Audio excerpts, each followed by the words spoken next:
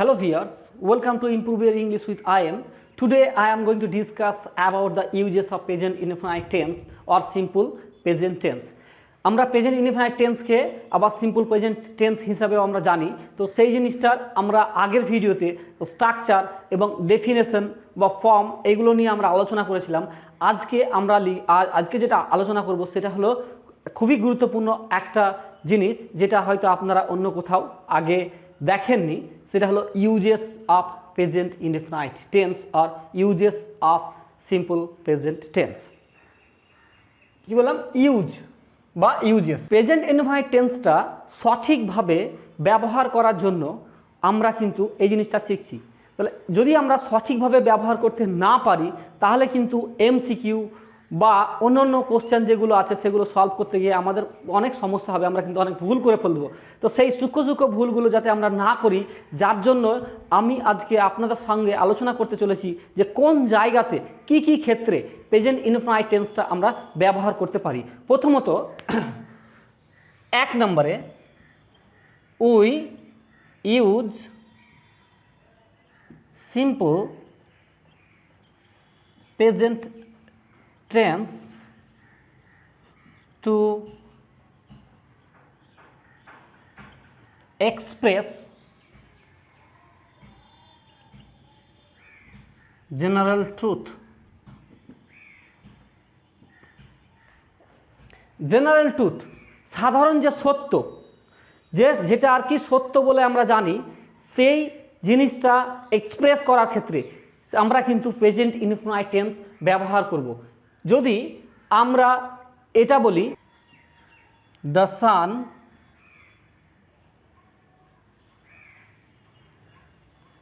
Revolves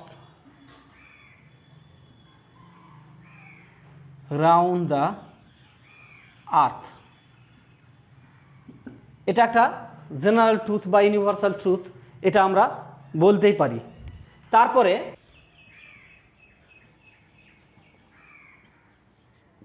the climate of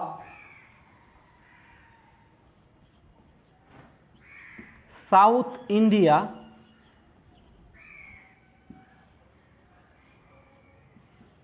is hot. এখানকার যে climate of south India, আমরা যদি সাউথ ইন্ডিয়ায় যাই তাহলে সেখানে যে ক্লাইমেটটা থাকে সেটা কিন্তু হট, বিশেষ করে এখানে কখন সামারে। তাহলে এগুলো কি, এগুলোর দ্বারাতে আমরা কি বোঝাচ্ছি যে জেনারেল ট্রুথ, এটা যে সত্য, যে জেনারেল ট্রুথ, সেই জেনারেল ট্রুথটাকে আমরা এই টেন্স দ্বারা এক্সপ্রেস করব। অন্য কোনো টেন্স কিন্তু আমরা ব্যবহার করব না। আমরা কিন্তু সেক্ষেত্রে সিম্পল প্রেজেন্ট টেন্স বা প্রেজেন্ট ইনডিফিনাইট টেন্স এই জিনিসটাই আমরা ব্যবহার করে থাকবো। তারপর আমরা দেখব নাম্বার 2, 2 নম্বরে আমরা দেখব কি, যে we use simple present tends to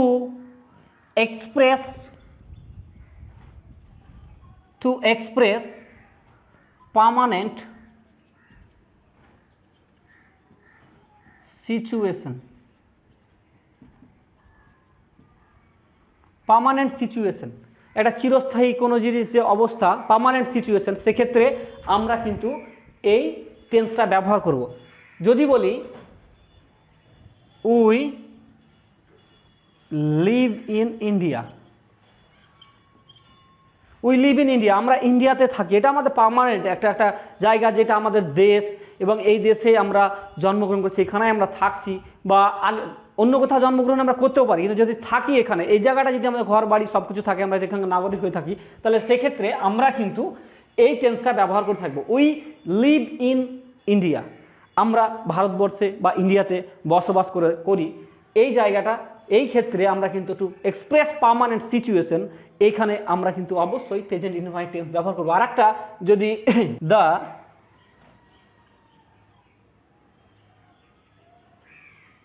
Ganga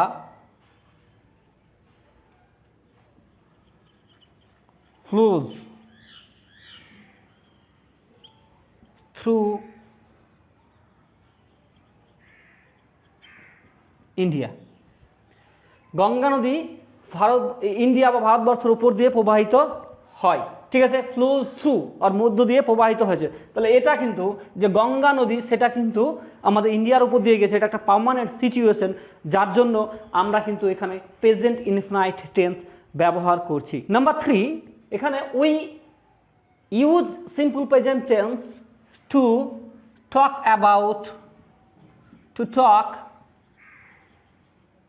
about habit.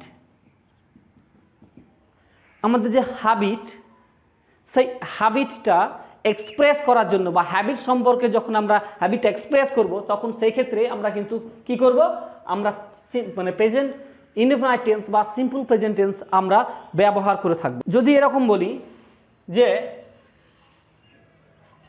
We the Bengali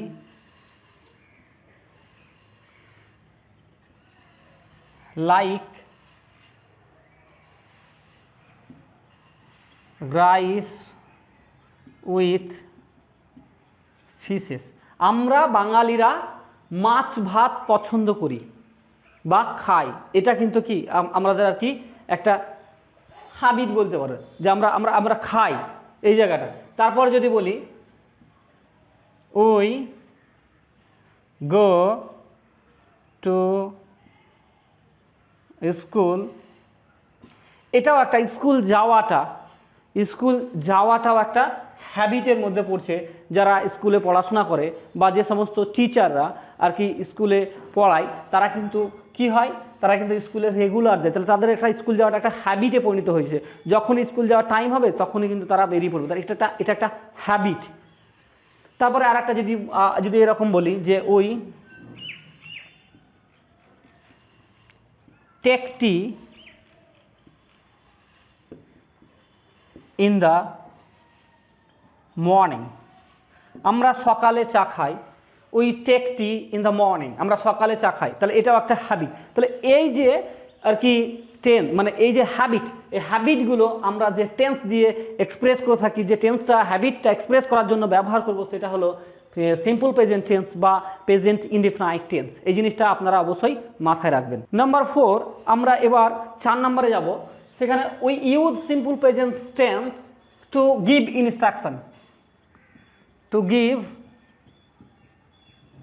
instruction.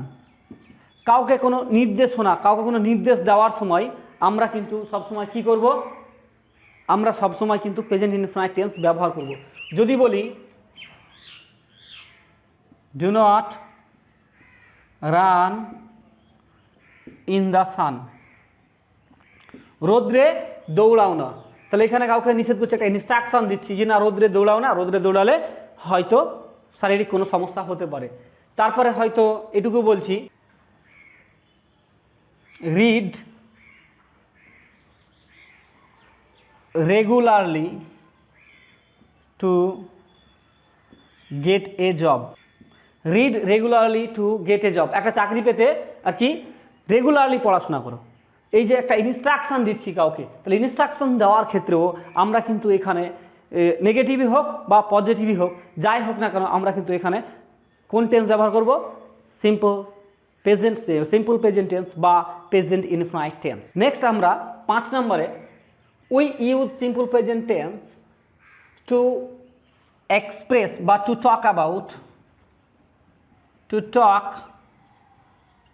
About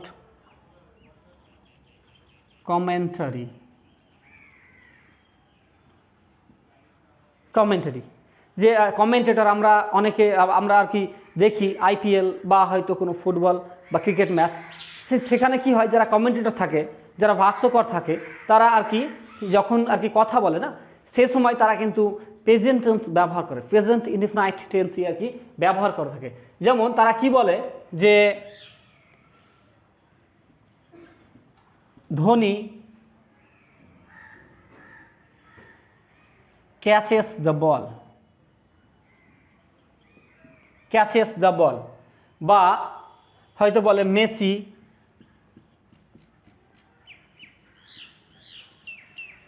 passes the ball। এই যে ব্যবহার, যে টক অ্যাবাউট কমেন্টারি, যারা কমেন্টেটর থাকে তারা কিন্তু সব সময় ব্যবহার করে থাকে প্রেজেন্ট ইনডেফিনাইট বা সিম্পল প্রেজেন্ট টেন্স। এই জিনিসটা আপনারা লক্ষ্য করে আছেন আশা করি। 6 নম্বরে আমি যে জিনিসটা নিয়ে আলোচনা করতে চলেছি সেটা হলো we use simple present tense to talk about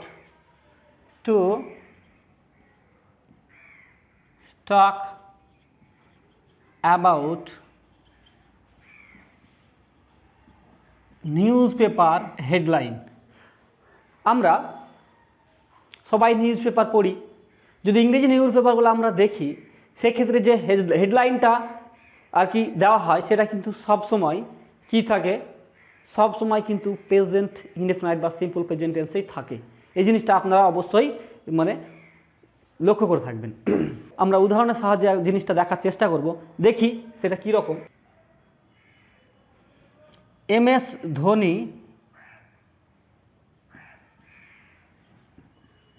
রিটায়ার্স from cricket. এখানে নিউজ পেপারে দিয়ে এটা যখন থাকবে তখন কিন্তু এখানে এই রিটায়ার্স প্রেজেন্ট ইনডেফিনাইট টেন্স কিন্তু ব্যবহার করবে, প্রেজেন্ট ইনডেফিনাইট টেন্স কিন্তু ব্যবহার করা হয়। বা যদি বলি যে the prime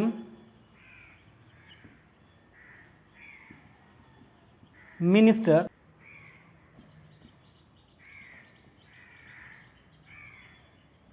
announces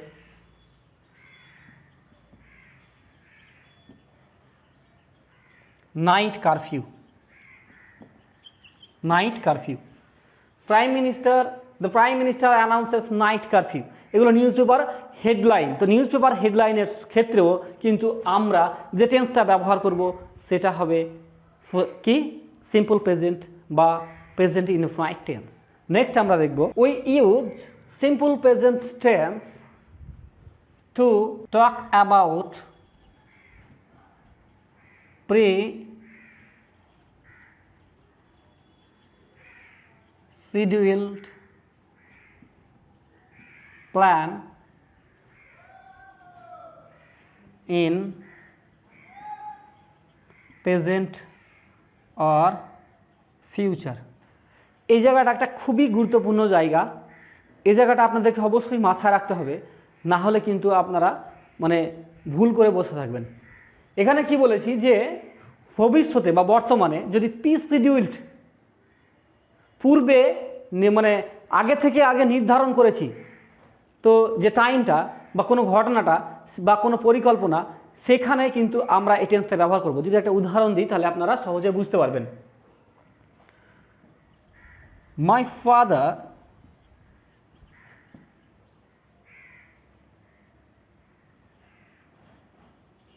goes to Kolkata tonight। এখানে এটা কিন্তু বাংলা মানে কিন্তু এখানে হবে ভবিষ্যৎ। যেমন এখানে বাংলা যদি করি তাহলে আমার বাবা আজ রাত্রে কলকাতা যাবে, যাই নয় কলকাতা যাবে। কিন্তু এখানে আমি কেন এখানে সিম্পল প্রেজেন্ট টেন্স ব্যবহার করলাম, তার কারণ হলো এখানে যে এই টু নাইট শব্দটা আছে, আজ রাত্রে, তার মানে কিন্তু আমার বাবা আগে থেকে আর কি পরিকল্পনা করেই নিয়েছে যে আজকে রাত্রে যাব, সেটা এক্সপ্রেস করছে। বা তাহলে আমার বাবার যে পরিকল্পনা সেটা আমি যখন এক্সপ্রেস করছি যে আমার বাবা আজকে রাত্রে কলকাতা যাবে, তাহলে কিন্তু সেই পূর্ব নির্ধারিত কোনো পরিকল্পনা যখন আমরা যখন কোনো টেন্স ব্যবহার করব, সেক্ষেত্রেই কিন্তু আমরা এই প্রেজেন্ট ইনডেফিনাইট টেন্স কিন্তু ব্যবহার করে থাকবো। আমরা কিন্তু অন্য কোনো টেন্স ব্যবহার করব না। তারপরে যদি বলি our school reopens in August, যে আগস্ট মাস, সেই আগস্ট মাসে আমাদের স্কুল খুলবে। এখানে কিন্তু খোলে নয়, বাংলাটা কিন্তু যে আগস্ট মাসে আমাদের স্কুল খুলবে ভবিষ্যৎ, মানে বাংলাটা হবে যেন আর কি ফিউচার টেন্স। বাংলা দেখে মনে হবে ফিউচার টেন্স, কিন্তু না, এটা কিন্তু ফিউচার নয়, কারণ স্কুল খোলার যে পরিকল্পনা সেটা কিন্তু পূর্ব নির্ধারিত, আগে থেকে নির্ধারণ করা হয়েছে, যার জন্য আমরা কিন্তু এখানে সবসময় ব্যবহার করব কি প্রেজেন্ট ইনডেফিনাইট টেন্স। এই যে আগস্ট, এই যে একটা সময় উল্লেখ করে দিয়েছে, এই সময় ঘটনা ঘটবে, তখন কিন্তু আমরা সব সময় এই টেন্স ব্যবহার করব। এটা কিন্তু অনেকে ভুল করে থাকে, যার জন্য আমি এটা এই জায়গাটায় আমি ভালো করে নজর দেওয়ার জন্য আপনাদেরকে বলছি। 8 নম্বরে উই ইউজ দিস টেন্স বা উই ইউজ প্রেজেন্ট ইনডেফিনাইট বা simple present tends to talk about future time with such linkers as when, after, before, as soon as, etc. আমরা যখন এই সমস্ত লিঙ্কারগুলো ব্যবহার করব,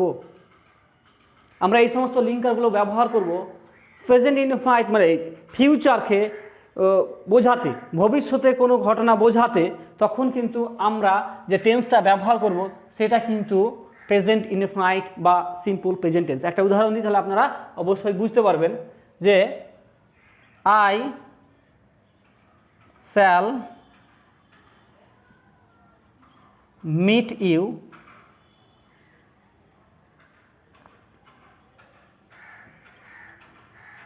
before you go. I shall meet you before you go, যে আমি আপনার সঙ্গে সাক্ষাৎ করব আপনি চলে যাওয়ার আগেই। তাহলে এখানে এই যেটা লিঙ্কার এবং তারপরে যে টেন্সটা আমি ব্যবহার করেছি, এখানে গো করেছি, আর এখানে কিন্তু শ্যাল মিট, আমি সাক্ষাৎ করব। তাহলে আমি সাক্ষাৎ করব আপনার চলে যাওয়ার আগে। তাহলে এই ক্ষেত্রে আমরা সব সময় কিন্তু এই প্রেজেন্ট ইনডেফিনাইট টেন্স ব্যবহার করব। এখানে এরকম হবে না যে I shall meet you before you will go, এরকম কিন্তু হবে না। এই জায়গাটা আপনারা ভালোভাবে মাথায় রাখবেন। আর একটা যদি উদাহরণ দিই, এখানে লিখলাম যে you must welcome your guest when he comes.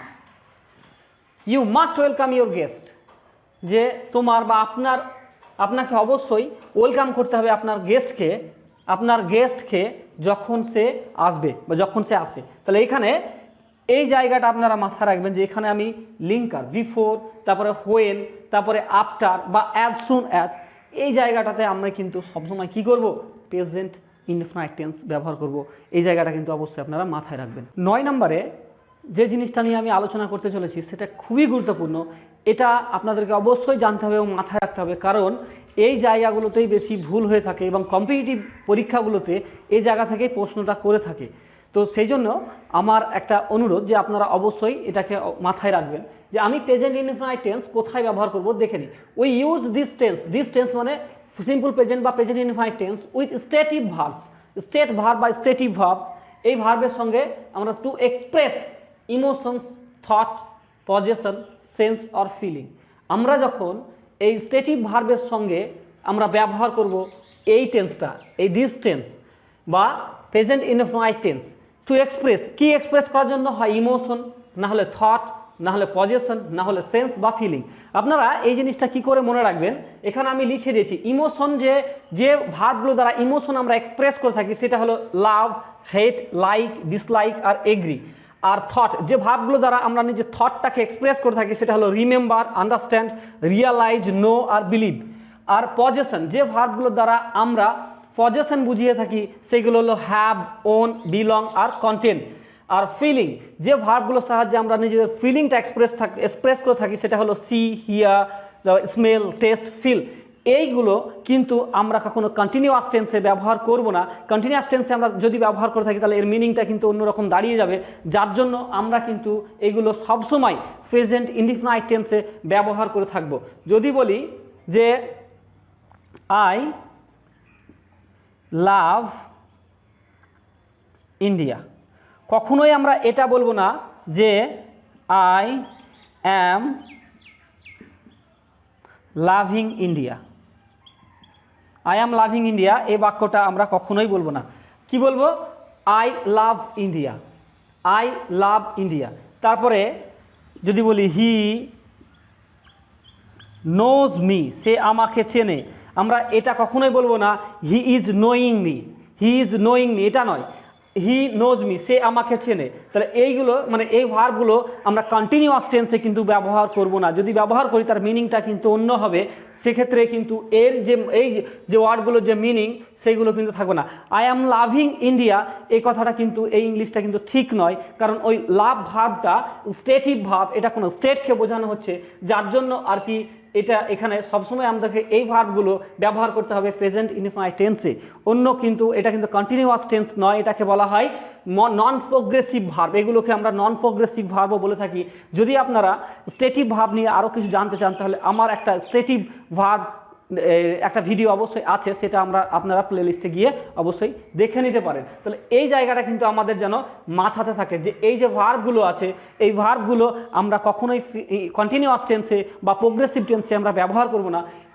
এই ভার্বগুলো আমরা সবসময় সিম্পল টেন্সে ব্যবহার করে থাকবো। সেটা হতে পারে সিম্পল প্রেজেন্ট বা হতে পারে সিম্পল পাস্ট বা পাস্ট ইনডিফিনাইট বা সিম্পল এই প্রেজেন্ট ইনডিফিনাইট এই টেন্সে আমরা ব্যবহার করে থাকবো। I am remembering the fact এই কথাটা নয়, আই রিমেম্বার দ্য ফ্যাক্ট বা আই রিমেম্বার দ্য ফ্যাক্ট, আমি ঘটনাটি কি মনে করছি বা আমার মনে পড়েছে। সেক্ষেত্রে কিন্তু আমরা কখনো ওই রিমেম্বারিং এই কথাটা আমরা বলবো না। বা I am understanding, I am realising না, আই রিয়ালাইজ, সবসময় আমরা এরকম ব্যবহার করব।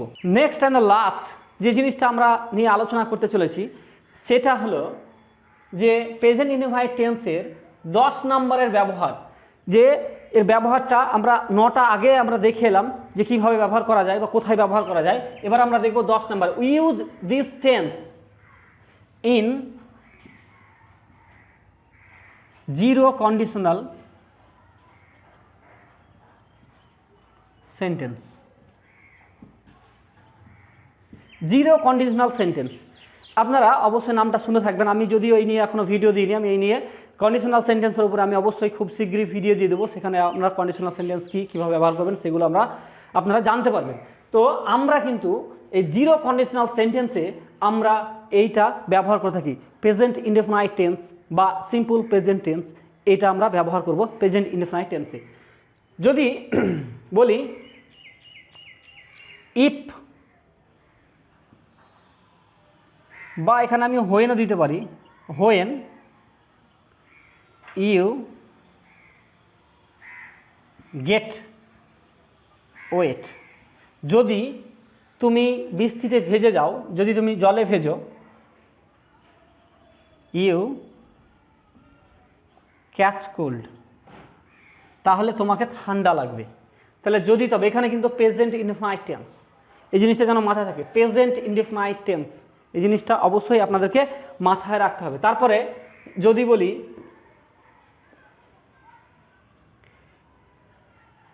If you hit the ice it melts, যদি তুমি বরফকে তাপ দাও তাহলে এটা গলে যায়। তাহলে এখানে এটাও কিন্তু প্রেজেন্ট ইনডিফিনাইট টেন্স। এগুলো হলো zero conditional sentence. Zero conditional সেন্টেন্সের ক্ষেত্রেও আমরা কিন্তু প্রেজেন্ট ইনডিফিনাইট টেন্স ব্যবহার করব। যদি ভিডিওটি ভালো লেগে থাকে তাহলে অবশ্যই সাবস্ক্রাইব করুন, লাইক করুন এবং বন্ধুদের সঙ্গে কখনোই আমার ভিডিওটি শেয়ার করতে ভুলবেন না। Thank you for watching this video.